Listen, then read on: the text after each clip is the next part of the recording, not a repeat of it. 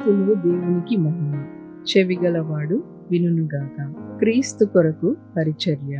చాలా మంది మనలో పరిచర్య అంటే గొప్ప గొప్ప పనులు మరియు పబ్లిక్ లో పని చేయడం అని అనుకుంటారు. దేవుని పరిచర్య చేయాలనుకుంటే వారు తప్పక సండే స్కూల్లో బోధించడం, సంఘంలో ఏదో ఒక పరిచర్య చేయడం, మిషనరీ సొసైటీలో చేరడం, అనారోగ్యంతో ఉన్న వారిని దర్శించడం, చెరసాల లేక వైద్యశాలలో ఉన్న వారిని దర్శించడం అని అనుకుంటారు. ఇవన్నీ మంచివే మరియు ముఖ్యమైన పరిచర్యలే. మనలో కొందరు ఈ పనులు చేయడానికి దేవుడు ఆయన కృపను మనకి ఇచ్చాడు. కానీ మనం ఆయనకు పరిచర్య చేయవలసిన మొట్టమొదటి స్థలం ఏదంటే మన సొంత గృహమే. మన జీవితంలోని దేవుని ఆశీర్వాద కాంతిని అత్యంత ముఖ్యమైన మరియు పవిత్రమైన ఆ గృహములో ప్రకాశింప చేయాలి. ఆ చిన్ని గృహము ప్రకాశవంతంతో నింపబడినప్పుడు మిగులు ప్రదేశాలకు వెలుగును నింపడానికి మనం సిద్ధంగా ఉంటాము. ఇంట్లో ఉత్తమ క్రైస్తవుడు ఈ లోకంలో ఎక్కడైనా